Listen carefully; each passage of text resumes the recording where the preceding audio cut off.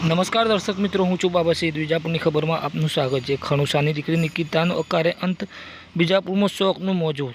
સમાચાર વિગતવાર જાણીએ તો ખણુસા ગામની દીકરી આજ સેકન્ડરી કેપી પટેલ સ્કૂલની ધોરણ 11 કોમર્સની વિદ્યાર્થીની નિકિતા સુખરનપુરી ગોસ્વામીનું જીવન મરણનું જંગ આખરે અકારે અંત પામ્યો છે.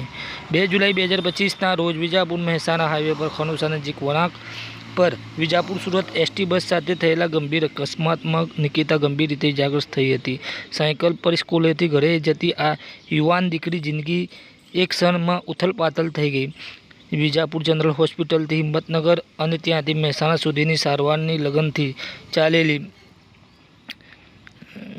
લડાઈમાં નિકિતાને બચાવવા માટે ડોક્ટરો, શિક્ષકો અને સમુદાયે દિલથી પ્રયાસો કર્યા હતા, પરંતુ નિયતિને કંઈક બીજું જ મંજૂર હતું.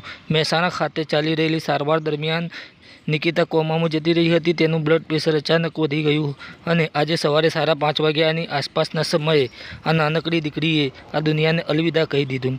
નિકિતાના અકાળે અવસાનથી ખણુસા ગામ, વિજાપુર અને તેની સ્કૂલનો સમગ્ર સમુદાય શોકમાં ડૂબી ગયો છે. તેના પરિવારની આર્થિક નબળાઈ વચ્ચે પણ સ્કૂલના શિક્ષકોએ અને સ્થાનિક લોકોએ સારવાર માટે આર્થિક મદદ એકઠી કરી હતી, જે માનવતાની એક આશાનું કિરણ બની રહી. પરંતુ આ બધા પ્રયાસો છતાં નિકિતાને બચાવી શકાયું નહીં. આ ઘટનાએ આપણા સમાજની સામે ઘણા સવાલો ઊભા કર્યા છે. અકસ્માતની ક્ષણે નિકિતા રોડ પર ગંભીર હાલતમાં પડી હતી અને આસપાસના લોકો તેની મદદ કરવાના બદલે વિડીયો બનાવવામાં વ્યસ્ત હતા, જે હવે વોટ્સએપ ગ્રુપમાં વાયરલ થઈ રહ્યા છે. આ ઘટનાની આપણે સંવેદનશીલતા અને માનવતા પર પ્રશ્નાર્થ ઊભા કરે છે. નિકિતાનું અવસાન માત્ર એક પરિવારનું નુકસાન નથી, એ આપણા સૌનું નુકસાન છે. તેની હસતી રમતી આંખો, તેના સપના અને તેની ઝંખનાઓ આજે આપણી વચ્ચેથી અધૂરી રહી ગઈ. આ દુઃખની ઘડીમાં આપણે નિકિતાના પરિવારના પડખે ઊભા રહીએ, તેના પિતા ગોસ્વામી અને તેમના પરિવારને આ અણધાર્યા આઘાતમાંથી બહાર આવવામાં મથી રહ્યા છે.